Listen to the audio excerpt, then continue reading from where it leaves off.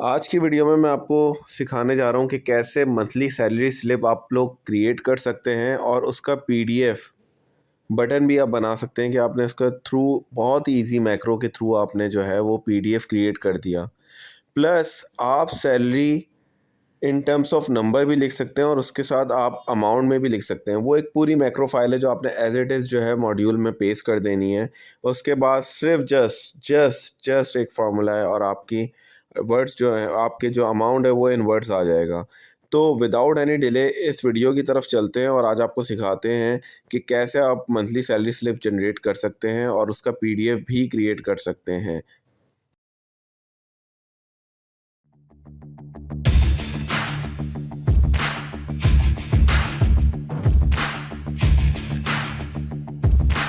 अस्सलाम वालेकुम to all of you. आज की वीडियो में मैं आपको एम्प्लॉयज़ सैलरी शीट के अंदर से सैलरी स्लिप बनाना सिखाऊंगा। ये salary slip normally corporate world के हर एम्प्लॉय को थ्रू ईमेल पीडीएफ आती होगी। तो ये बनती किस तरीके से है बेसिकली वो आपको सिखाने जा रहा हूँ। प्लस इसका पीडीएफ कैसे क्रिएट होगा वो भी ईजी एक मैक्रो है, बिल्कुल वन लाइन मैक्रो है, उससे मैं आपको सिखा रहा हूँ जो किसी भी स्टूडेंट के लिए, किसी भी इंसान के लिए कोई मुश्किल नहीं होगा। तो चलते हैं वीडियो की तरफ। अगर आपने अभी तक मेरे चैनल को सब्सक्राइब नहीं किया तो प्लीज़ मेरे चैनल को जाकर सब्सक्राइब करें, बेल आइकन को क्लिक करें ताकि आपके पास नोटिफिकेशन आ सके। शुरू में मैंने आपको एक डेटा दिखाया, डेटा की पिक्चर दिखाई जिसके अंदर डिटेल्स के साथ पूरे सेक्शंस लिखे हैं कि क्या ग्रॉस सैलरी है, क्या उसमें से डिडक्शन है और फिर क्या आफ्टर दैट नेट सैलरी है। अब हम क्या कर रहे हैं, अब हमने 4 सेल्स को लेके मर्ज कर लिया। फर्स्ट लाइन को छोड़ के सेकंड लाइन को मैंने 4 सेल्स को मर्ज करा। अब इन इन सेल्स के अंदर आपकी मर्ज़ी है, जो भी कंपनी का नेम आप रखना चाहे वो रख सकते हैं, जिस कंपनी से आप लिंक करते हैं, बिलोंग करते हैं। मैंने यहाँ पे एक ऐसे ही रैंडमली लिख दिया एबीएस प्राइवेट लिमिटेड।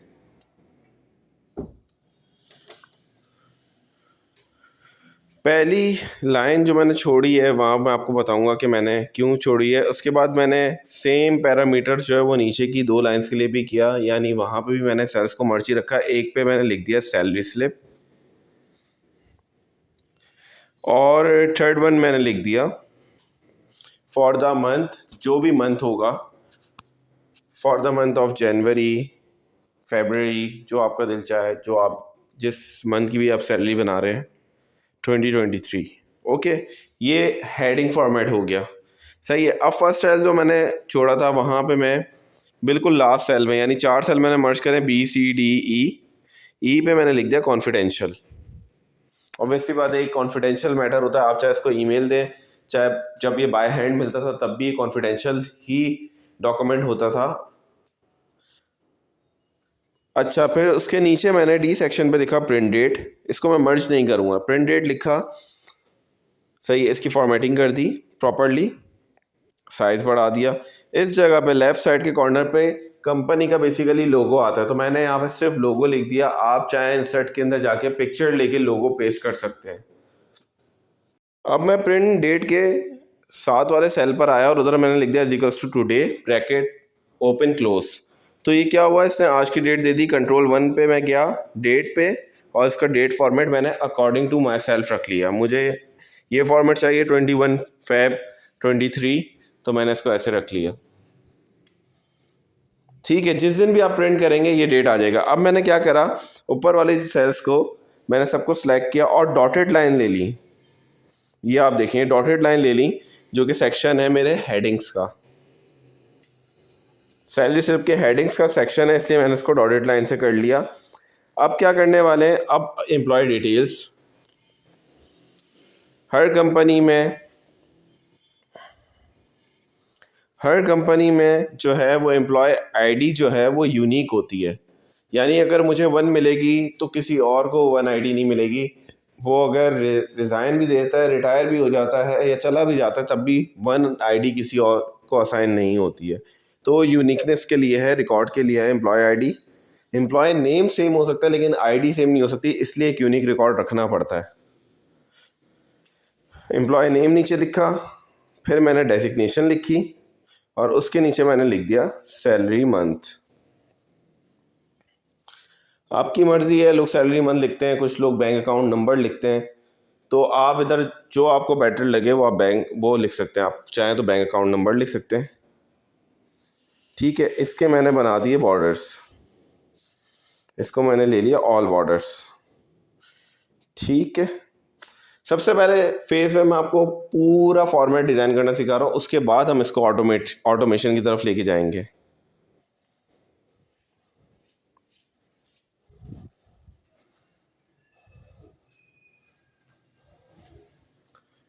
अब जो है मैंने इन दो सेल्स को मर्ज किया और इन दो सेल्स को मर्ज किया। सबसे पहले कॉलम से हमारे पास अर्निंग आनी चाहिए, यानी हमारी वो सेक्शन ऑफ सैलरी जो हमारे प्योरली पॉजिटिव होते हैं। और सेकंड सेक्शन में डिडक्शंस के हेडर्स आएंगे, जैसे कि हमारे provident fund, loan, medical allowance कुछ लोगों का कटता है पॉलिसीज़ के हवाले से, अगर वो है तो। और last but not the least आपकी सैलरी का टैक्स।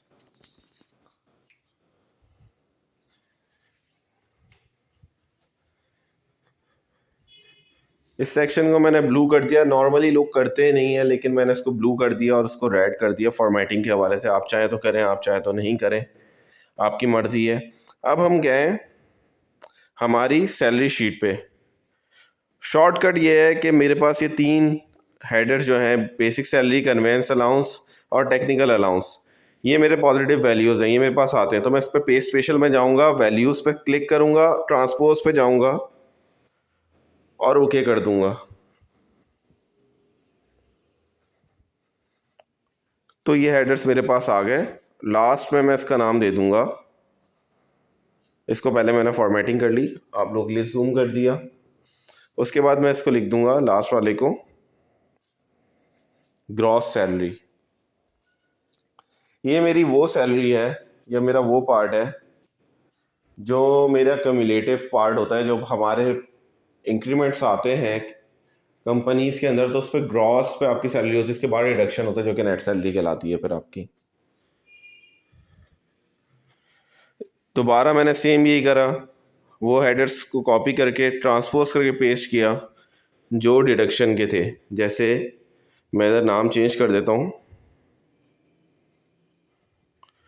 पीएफ की जगह मैं कर देता हूँ उसको प्रोविडेंट फंड।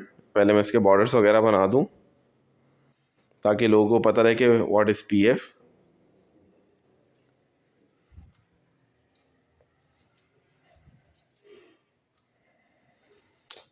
बॉर्डर्स पे आके आपने एक ऐसे ऐसे जो जिसमें आपके नीचे डबल लाइन हो, आप वो सिलेक्ट कर लें ताकि आपको पता हो कि आपकी नेट सैलरी और ग्रॉस सैलरी का टोटल अमाउंट क्या है। ठीक है, अब जो है हम आगे बढ़ते हैं अपनी। अभी मैं सिर्फ फॉर्मेट डिज़ाइन कर रहा हूँ। जब एक बार फॉर्मेट डिज़ाइन हो जाता है तो उसके बाद ऑटोमेशन करना इतना मुश्किल नहीं रहता है। ठीक है, फॉर्मेट डिज़ाइन हो गया। क्या डिडक्शंस वाले हेडर्स भी मेरे पास आ गए और मेरे पास वो हेडर्स भी आ गए जो अर्निंग के थे। ठीक है, इसको मैं जो है टोटल डिडक्शन कर देता हूँ। नेट सैलरी लिखूंगा, लेकिन मैं नीचे लिखूंगा, इसको मैं टोटल डिडक्शन का नेम दे देता हूँ। और इसको जो है मैं चेंज करके प्रोविडेंट फंड का नाम दे देता हूँ। P F stand for provident fund. कहीं पर एस पी एफ होता है, staff provident fund. Loan, if आपने कोई कंपनी से लिया हुआ तो वो भी डिडक्ट होगा। टैक्स जो आपकी सैलरी पे बनता होगा। इसके बाद जो है हम जो है ऐड करेंगे नेट सैलरी का सेल, यानी नेट सैलरी का हेडर। और इसको जो है वो मैं कर दूंगा बॉर्डर पर ब्रॉड लाइन के साथ। थिक आउटसाइड बॉर्डर्स जो होते हैं वो हमने सेलेक्ट कर लिया, तो नेट सैलरी हो गया। अब इसके नीचे मैं सेलेक्ट करूंगा rupees in words. I think ये चीज़ लिखना ज़्यादा बेटर है कि आपकी क्या सैलरी है और रुपीज़ इन वर्ड्स, और ये अगर ऑटोमेटिक तरीके से आ जाए तो क्या ही बात है। तो इन तीनों सेल्स को मैंने मर्ज कर लिया और इस पर मैंने ऑल बॉर्डर्स क्रिएट कर दिए।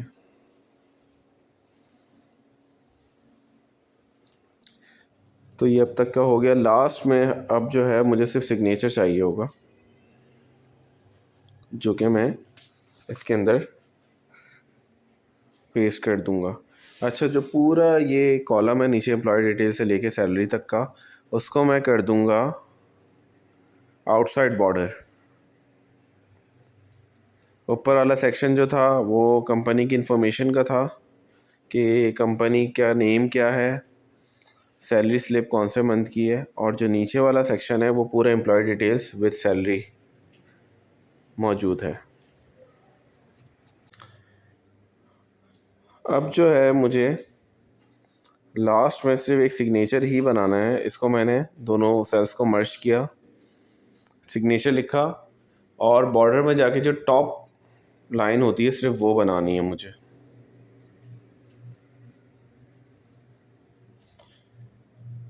ठीक है, इसकी फॉन्ट एडजस्टमेंट और इसका जो भी बॉर्डर है, टॉप ऑफ द लाइन का बॉर्डर जो अंडरलाइन कहलाता है, जिसके ऊपर सिग्नेचर होता है, सिर्फ वो चाहिए। और यहाँ पे मैं ई सिग्नेचर करूँगा ताकि सिस्टम जनरेटेड सैलरी स्लिप होगी वो ई सिग्नेचर के साथ जो है वो एम्प्लॉयज़ तक थ्रू ईमेल या पीडीएफ पहुँच जाएगी।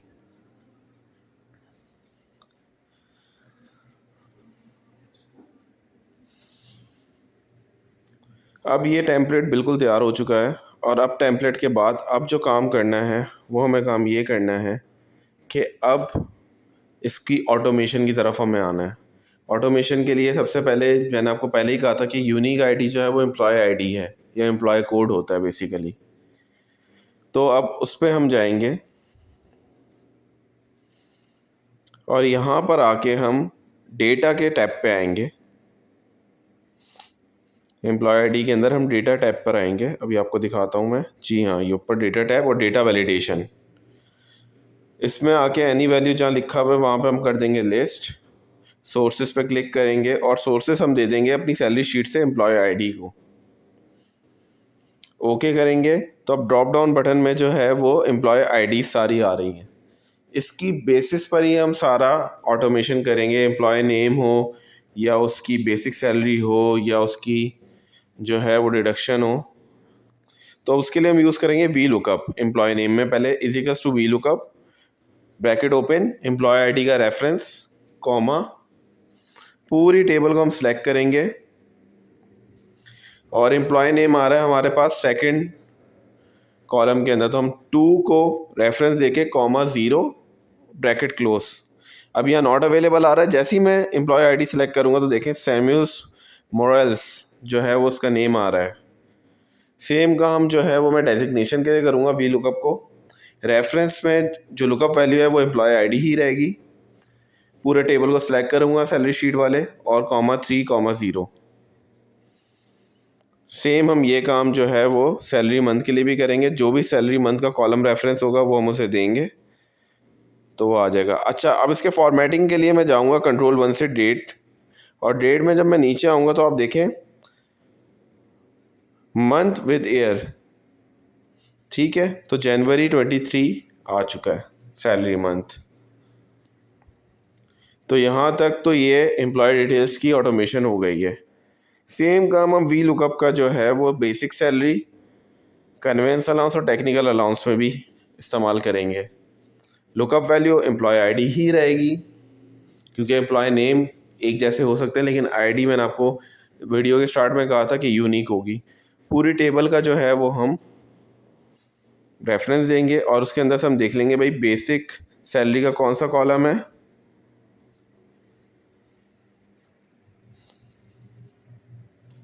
बेसिक सैलरी का कॉलम जो है वो 2, 3, 4, 5, 6। ठीक है, ये 6 कॉलम जो है वो बेसिक सैलरी का है। Comma 6 comma 0। यहाँ एरर दे दिया क्योंकि मुझे रेफरेंस में 6 डालना था और यहाँ पे सैलरी वो आ गया। तो दोबारा से फॉर्मूले को लिख लेते हैं। लुकअप वैल्यू को स्टैटिक कर दूंगा मैं क्योंकि वो मुझे स्टैटिक ही चाहिए, क्योंकि मैं नीचे तक ड्रॉप डाउन करूँगा फार्मूला। और लुकअप टेबल को भी जो है वो जो टेबल का रेफरेंस है वो भी जो है वो मैं स्टैटिक कर दूंगा F4 से, कॉमा 6 कॉमा 0। तो ये बेसिक सैलरी आ गई। बस यहाँ पे वैल्यू स्टैटिक है तो सिर्फ मैं नंबर चेंज करूँगा कॉलम 7 और 8। और अब जो है ग्रॉस सैलरी पे मैं लगा दूंगा सम का फंक्शन। सम ऑल कर दिया तो अब आप देखें ग्रॉस सैलरी मैच हो गई है 55,000 रुपये। मैं आपको अभी डेटा में दिखा भी देता हूँ। इसको हम जो है वो अकाउंटिंग फॉर्मेट कर लेंगे। चाहे तो आप करेंसी फॉर्मेट भी कर सकते हैं, जाके रुपीस, इंडियन रुपी, डॉलर, जो आप चाहें वो कर सकते हैं। अब प्रोविडेंट फंड, लोन और टैक्स की है, तो इधर भी हम जो है VLOOKUP का फॉर्मूला सेम यूज़ करेंगे। एम्प्लॉय आईडी को जो है हम स्टैटिक रखेंगे और यहाँ पे जो है वो जो रेफरेंस है वो 11 है।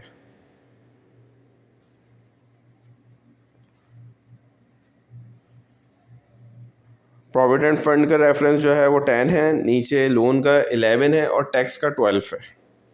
तो सेम फार्मूले पे क्योंकि मैंने लुकअप वैल्यू और लुकअप टेबल दोनों का स्टैटिक किया हुआ है F4 से, तो मुझे और कुछ चेंजेस की ज़रूरत नहीं है। इधर भी मैं सम का फार्मूला यूज़ करूँगा। तो आप देखें यहाँ पे भी अकाउंटिंग फॉर्मेट हो गया और 5,650 रुपये की टैक्स की डिडक्शन जो है वो इस सैलरी से होगी, सैम्यूल्स की। नेट सैलरी के लिए सिंपल सा फार्मूला है, gross salary minus total deduction. तो नेट सैलरी के लिए जो है वो पहले मैंने साइज़ की एडजस्टमेंट करी और इस जहाँ मैंने नेट सैलरी मुझे चाहिए is equals to this minus total deduction, और इसको जो है वो मैं थोड़ा सा टेक्स्ट साइज़ बड़ा कर दूंगा और जो इसका बैकग्राउंड कलर है उसको जो है वो मैं दैट से ग्रीन कर देते हैं। तो बैकग्राउंड कलर जो है वो ग्रीन हो गया। नॉर्मली होता नहीं है, अगर आप करना चाहें तो कर सकते हैं। आप अपने एम्प्लॉयज़ के लिए आप जैसे फॉर्मेट डिज़ाइन करना चाहें वो आप कर सकते हैं। आप कलर करना चाहें कलर कर सकते हैं, नहीं करना चाहें नॉर्मली होता नहीं है, ब्लैक एंड वाइट ज़्यादातर सैलरी स्लिप्स होती हैं। ठीक है, तो नेट सैलरी भी अब तक हम निकाल चुके हैं। अब हमारी बारी है कि हम रुपीज़ इन वर्ड्स लिखें जो ऑटोमेटिक आ जाए। तो उसके लिए हमें क्या करना है, अब जो है मैंने एक टेक्स्ट लिखा हुआ है, मैक्रो का मॉड्यूल है बेसिकली पूरा, और वो मॉड्यूल मैं आप लोगों के साथ शेयर कर लूँगा क्योंकि वो इतना बड़ा मॉड्यूल है कि आप लोग ऐसे नहीं लिख सकते। उसके एक पूरी एक क्लास होनी चाहिए या उसको लिखने का एक पूरा एक प्रॉपर जो है वो एक लॉन्ग वीडियो होनी चाहिए।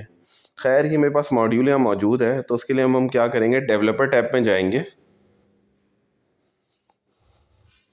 और विजुअल बेसिक्स पे क्लिक करेंगे। विजुअल बेसिक में आके हम इंसर्ट के ऑप्शन में जाएंगे। इंसर्ट के ऑप्शन में जाके हमने मॉड्यूल सेलेक्ट करना है, किसी शीट पे नहीं क्लिक करके करना है, इंसर्ट में जाके मॉड्यूल सेलेक्ट करना है और ये सिंपल सा कॉपी पेस्ट कर देना है। इस तरह के डिफरेंट मॉड्यूल हैं, इसको मैंने सेव करा दिया, जिसमें डॉलर्स के भी मौजूद हैं और इंडियन रुपी के भी हैं, लेकिन ये मैंने पाकिस्तान रुपी के फॉर्मेट पे करा है। इसको सेव करा दिया। अब सिंपल सा इधर मुझे कुछ भी फॉर्मूला नहीं लिखना, बस लिखना है इजिकल्स टू रुपी फॉर्मेट। दोबारा लिख के दिखाता हूँ आपको, इजिकल्स टू रुपी फॉर्मेट, क्योंकि मैंने इसको क्वेरी के अंदर ही, मैक्रो के अंदर ही फार्मूला डिसाइड किया हुआ है और रेफरेंस दे देना नेट सैलरी का। तो ये आप देखें ₹49,500 ओनली लिखा हुआ आ गया। अब आप एम्प्लॉय चेंज करेंगे, एवरली वॉकर की सैलरी जो है वो 1,29,500 रुपीज़ है, सवाना अली की 60,000 रुपीज़ है, एसबेला की जो है वो 1,19,500 रुपीज़ ओनली। तो आपका रुपीज़ इन अमाउंट्स भी लिखा हुआ आ गया है। अब आपने क्या करना है, इंसर्ट पे जाना है, पिक्चर के अंदर जाना है और यहाँ पे मैंने अपना एक ई सिग्नेचर जो है वो डिज़ाइन किया हुआ है। आप ऑनलाइन जाके भी ई सिग्नेचर डिज़ाइन कर सकते हैं और अगर आप किसी कॉर्पोरेट वर्ल्ड में हैं तो आपका ऑटोमेटिक ई सिग्नेचर जनरेट हुआ हुआ होगा आईटी की तरफ से। तो आपने साइन को रीएडजस्ट कर लिया और अब आपकी ऑटोमेशन जो है वो रेडी है सैलरी स्लिप की। फॉर्मेट आपने चेक कर लिया, प्रिंट जो है प्रिंट फॉर्मेट सही है।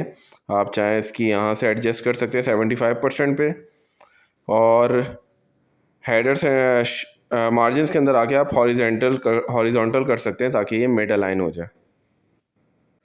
अब जो है अब हमें क्रिएट कराना है पीडीएफ। एक ऑटोमेशन तो हमारी कंप्लीट हो गई, लेकिन अब पीडीएफ करना है हमें। इसके लिए मैं इंसर्ट में गया, शेप्स में राउंडेड रेक्टेंगल सेलेक्ट किया। आप चाहें तो सिर्फ रेक्टेंगल भी सिलेक्ट कर सकते हैं। एक बटन के शेप को मैंने क्रिएट किया। इसका बैकग्राउंड कलर चेंज आप जो चाहे वो आप रख सकते हैं, चाहे तो आप इस ब्लू के साथ ही जा सकते हैं, वरना डिफरेंट डिज़ाइन है। मैंने यहाँ पे ग्रीन लिया है। शेप्स इफ़ेक्ट में आप जा सकते हैं और वहाँ जाके इसको बटन इफ़ेक्ट दे सकते हैं।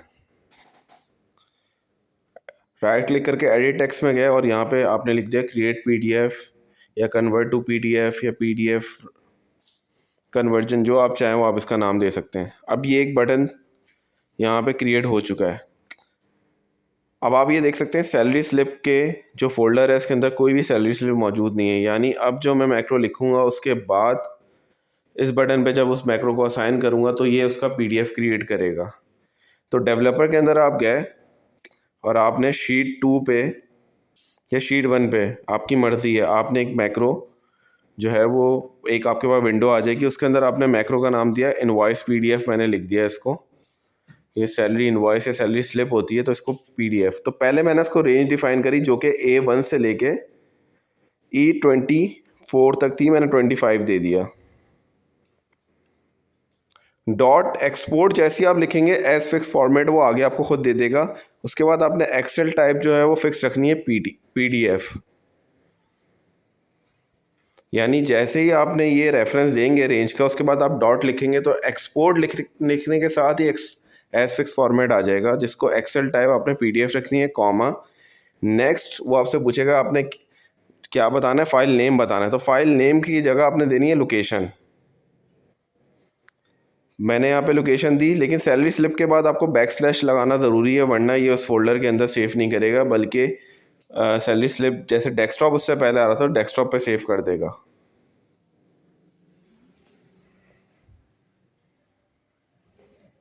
अब आपने इसको बताया कि आपने किस नेम से जो है वो फाइल को सेव कराना है। एंड लगाया आपने कॉन्कैट के लिए।